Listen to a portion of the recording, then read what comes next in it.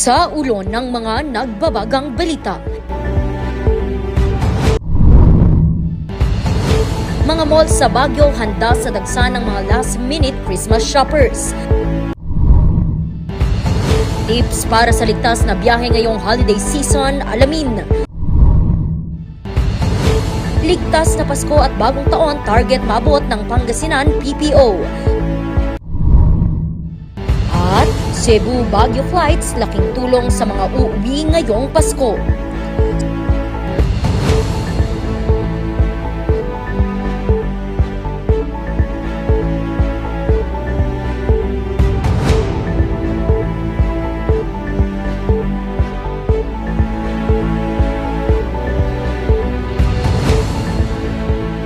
Live from the studio of RNG Luzon, this is Luzon Headlines.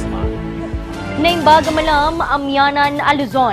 Narito na ang mga bago at may init na mga balita. Malaking tulong naman para sa mga biyahero mula Visayas na aakyat ng Baguio ang Cebu-Baguio flights ng Luacan Airport. Magbabalita Charles Limon.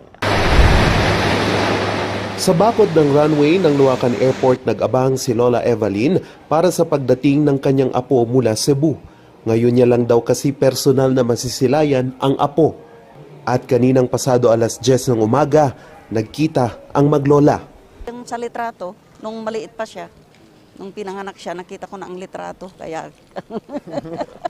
Ngayon na ngayon binata na siya.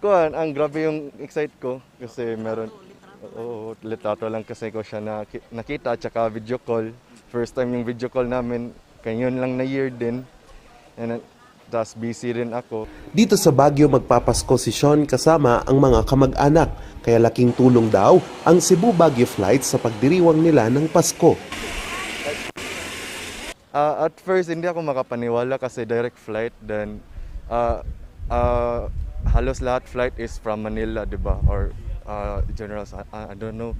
Basta ang alam ko is Manila, then ang layo yung Manila sa Baguio, diba? Like mga 8 hours yung biyahe. So medyo kakapagod din kung mag-Manila ako via Manila. Si Lee, pag-iwas naman sa Christmas rush ang pakay sa pagsakay ng Cebu-Baguio flights. Yeah, I mean, of course, yun ang pinaka number one. Hindi mo na kailangan dumaan ng Manila kasi or Clark para pumunta ng Baguio. So, less hassle siya. So, yeah, ganun. Oportunidad naman ang hatid ng flight sa mga tour operators gaya ni Jen. Meron na po kaming mga client. Actually, kaka-send off lang po namin yung dalawa naming kliyente na nabook po from Baguio going to Cebu. Tapos nag-avail din sila ng tour package from us ng Cebu. So, natutulungan din natin yung mga Cebuanos, diba? So, parang it's reciprocity. Nagtutulungan po tayo. Ayon kay Rosito Tamayo, airport manager ng Luacan Airport, naglalaro sa 60 hanggang 70 na mga pasahero ang kanilang naipapasakay bawat biyahe. Patuloy naman ang usapan ng pamahalang lungsod sa mga residente sa pagresolba ng alternate route sa paggamit ng runway ng publiko. Charles Nicolimon para sa Luzon Headlines. Atin namang alamin ang mga tips para manatiling ligtas ang mga biyahe ng mga biyahero sa darating na Pasko. Narito ang report. Maagang nagpunta ngayong araw sa talyer si Jaime. Ipasusuri niya ang kanyang sasakyang gagamiting bumiyahe sa darating na Pasko. Preno. Yan ang unang-una. Pangalawa, yung yung motor oil ko. Pangatlo, gulong. Bumabiyahe lamang siya kapag kampante nang nasa kondisyon ang kanyang sasakyan. Mas maganda na yung safe ka kaysa Ayon sa mekanikong si Chris, bago bumiyahe, dapat daw talagang isaalang-alang ang pag-check ng blow baguettes o ang battery, lights, oil, water, brake air, gas, engine, tire, at ang pinaka-importante, ang sarili. Sa mga blow baguettes, marami pang naidadagdag na mga ibang pyesa na dapat kailangan i-check. Tulad ng mga timing belt ng mga sasakyan, kung alam nilang matagal nang hindi napapalitan yon, bago sila bumiyahe ng malayuan, kailangan i-kuan nila yon. pacheck nila lahat. Sakaling magkaproblema sa daan, importante raw ang pagiging kalmado at mabilis na pag-iisip ng solusyon. Namatay yung makina. So, ang i-check nyo muna kung may gasolina ba, malakas ba yung battery.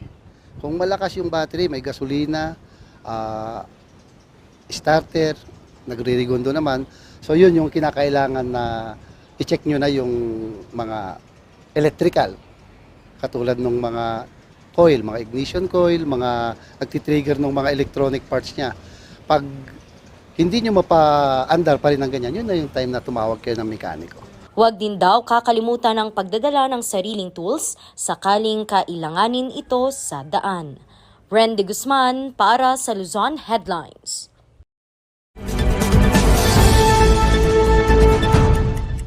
Invading someone else's property without their permission is a crime. Ito yung tinatawag natin na qualified trespass to dwelling. Under our revised penal code again, Article 280 of the law says, any private person who shall enter the dwelling of another against the will or without the consent of the person who owns the property shall be punished by arresto mayor and a fine of 200,000 pesos. Minimum yan. Pero pwede ring umakyat ito ng prisyon correctional and a heftier fine. Ito ang kaso ni Marzalado Jr. versus People of the Philippines. And ito yung simpleng sinasabi nila na yung bahay mo ay kaharian mo. Your house is the king's castle. And if you do not permit a person to enter into your property, pero you take note that the provision says private person. It does not refer to government officials enforcing the law. So, ang maaring mag-violate nito ay private person lang. Yung kapitbahay mo, yung kaaway ng kamag-anak mo, na pasukin ng iyong bahay, they can now be charged for qualified trespass to dwelling.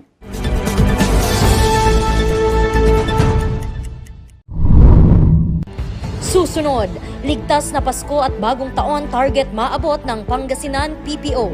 Yan at iba pang mga balita. Abangan!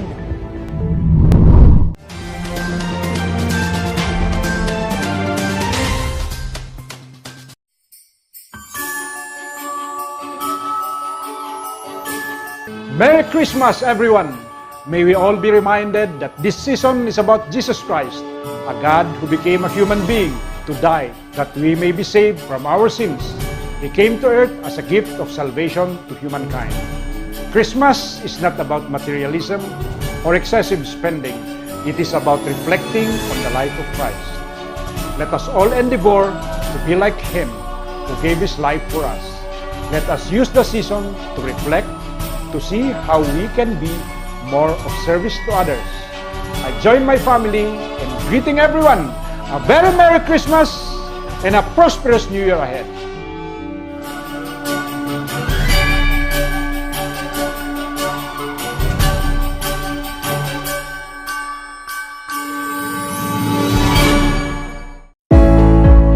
Alam nyo ba na ang pag-aalaga ng tama sa iyong mga inaalagaang hayop ay makakatulong ng malaki sa ating finances, lalo na sa mga mahalagang okasyon. Sa pag-aalaga, ito ang dapat gawin. Simple lang ang paggamit. Ihalo ang 1 kutsara ng King's Vita Plus Animal Feed Supplement sa 1 galong tubig at 1 kutsara sa 3 kilo ng feeds at ibigay ito araw-araw sa inaalagaang hayop. Sa loob lamang ng 10 araw ng paggamit, makikita mo na ang malaking pagbabago sa inaalagaang hayop. Kaya, bisita na sa lahat ng Agrivet stores malapit sa inyong lugar at umpisahan na ang pag-asenso kasama ang King's Vita Plus Animal Feed Supplement. Aprobado ito ng Bureau of Animal Industry na may numero 18099.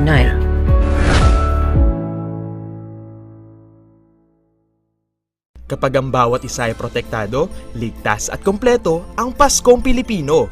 Ngayong December 5 to 7, isama na sa Bakunahang Bayan ang mga bagets edad 5 hanggang 11 at mga kapamilya at kaibigang edad 12 pataas para makuha ang biyayang proteksyon, handog ng mga bakuna at booster.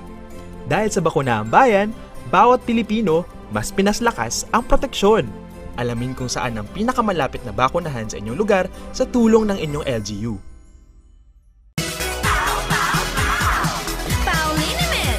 Masakit ba ang likod, ang kasu-kasuan?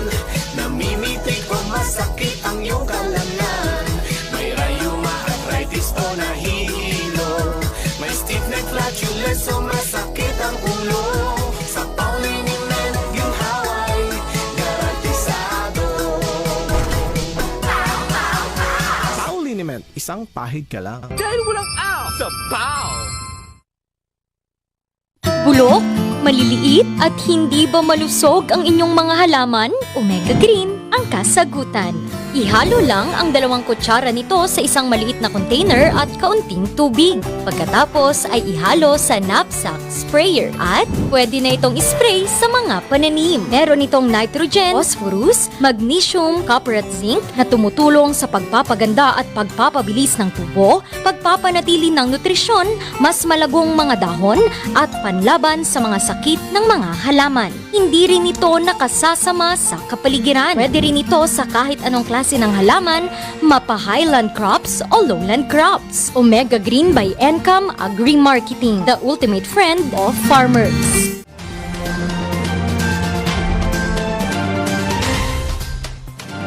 Nakahanda na ang Ligtas Paskuhan 2022 ng Pangasinan Provincial Police Office para sa darating na Pasko at Bagong Taon. Narito ang detalye. Sa datos ng Provincial Police Office ng Pangasinan, nakitaan ng pagbaba ang top 3 index crimes ngayong taon. Sa nalalapit na Pasko at Bagong Taon, pangamba ng mga pulis, pagtaas ng mga krimen. Pinakapangunahing priority po ng ating kapulisan ay yung pagprotekta po ng mga kabuhayan, pati na rin ng mga properties ng ating pong mga kababayan.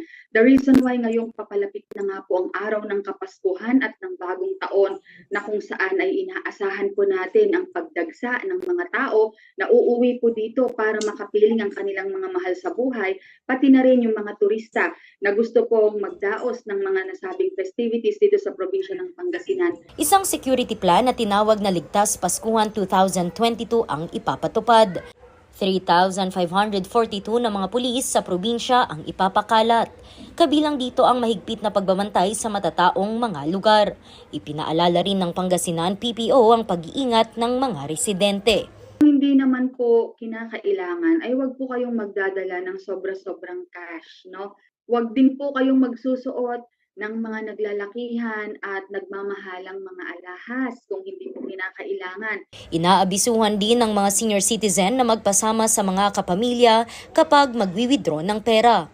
Ipinaaalala naman sa mga gun owners na bawal ang ilegal na pagpapaputok ng baril. Umabot kasi sa 4 ang naging biktima ng ligaw na bala sa probinsya noong nakaraang Bagong Taon. Randy Guzman para sa Luzon Headlines.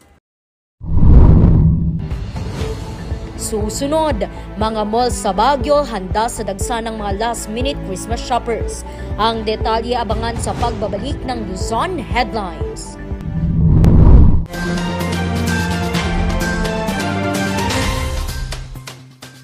Saan ka magbabagong taon? Sa bahay? Nagsasaya kasama ang pamilya? O sa ospital na nakaratay na nasabugan ng paputok ang kamay? Nasa kamay mo ang desisyon. Saan mo gusto magbagong taon? Ipagdiwang ang taon na ligtas kasama ang iyong pamilya. Oplan, iwas paputok. Ligtas Christmas para sa Healthy Pilipinas. Isang paalala mula sa Department of Health. Sa milk din ng batang 90s, tara't atin lang i-try. Ang batang 90s milk tea, di ka magsisisi, promise. Sa milk din ng batang 90s. Bizarre Music offers a complete line of musical instruments.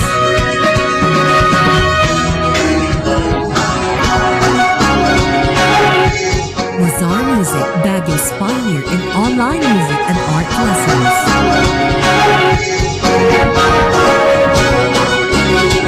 Bizarre Music, bringing music closer to to your hearts.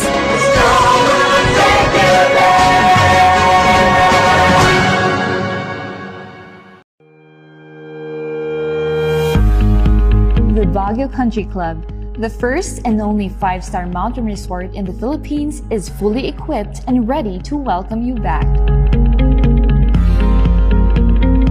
The club has thoroughly worked on adapting to the new normal. The usage of any of the facilities and amenities of the club is governed with specific rules, regulations, and procedures in accordance to the medical, physical distancing, and disinfecting protocols. And as you return back here to your second home and make new memories with us, we assure you that at the Baguio Country Club, you do not have to worry because we can assure you that the club continuously puts great importance to the health, safety, and wellness of its members, guests, and employees.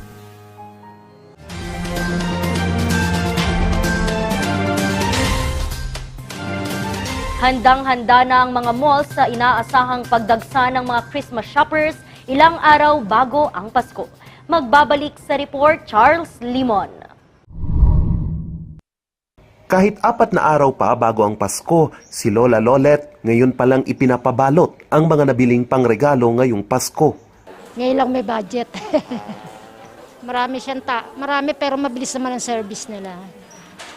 Pagka bumili ka naman, may pila pero okay lang. Minimal lang naman.